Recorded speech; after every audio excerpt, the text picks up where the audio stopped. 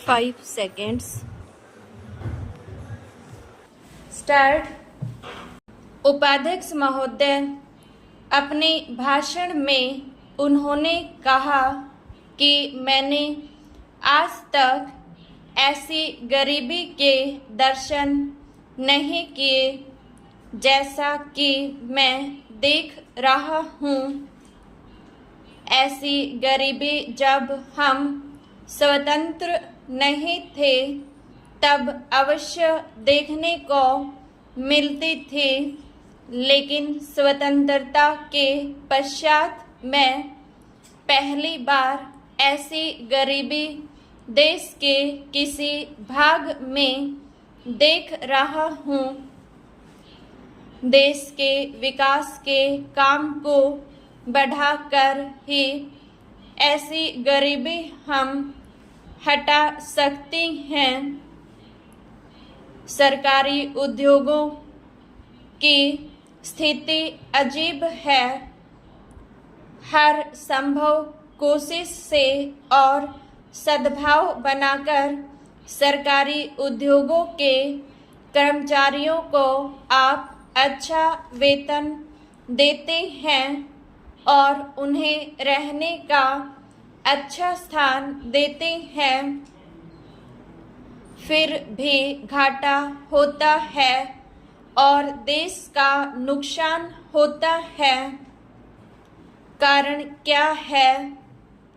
कारण यह है कि आपकी औद्योगिक नीति गलत है और जो रुपया आपके पास है उसको भी आवश्यक काम के लिए खर्च नहीं कर रही हैं। एक तरफ बोकारो के लिए 600 करोड़ रुपया रख रहे हैं और दूसरी ओर राजस्थान नहर को पूरा करने के लिए आप कहते हैं कि हमारे पास पैसा नहीं है।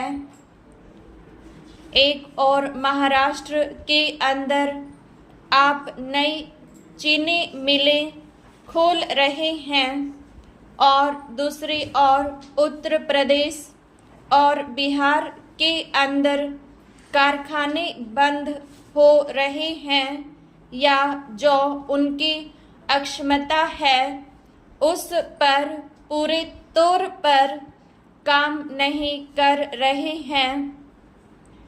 यह कोई औद्योगिक नीति नहीं है, इसलिए यह कहना ठीक नहीं है कि हमारी औद्योगिक नीति सफल हुई है। मंत्री महोदय कहते हैं कि वे सिंचाई के लिए एक सिंचाई आयोग बनाएंगे। अच्छी बात है, मगर सिंचाई की क्या हालत है हमारे देश के अंदर, यह भी तो देखिए। जिस समय हमारे देश में कोसी बांध का काम शुरू हुआ था उस समय पाकिस्तान ने एक बांध पूरा कर लिया था। वहाँ उससे सिंचाई हो रही है और हमारे यहाँ इसका काम आधा भी नहीं हुआ है। राजस्थान नहर शुरू हुए कितने वर्ष हो गए हैं, परंतु अभी भी वह बनी नहीं। हमारे यहाँ कोई ठीक तौर तरीका नहीं है। मंत्रियों और सांसदों के मकानों के लिए करोड़ों रुपए निकल सकती हैं, मगर देश के उद्योग के लिए, देश के किसान और मजदूर के लिए जो रुपया चाहिए वह नहीं मिल सकता।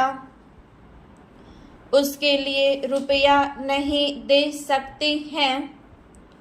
यह कोई उद्योग नीति नहीं है, यह एक खिलवाड़ किया जा रहा है।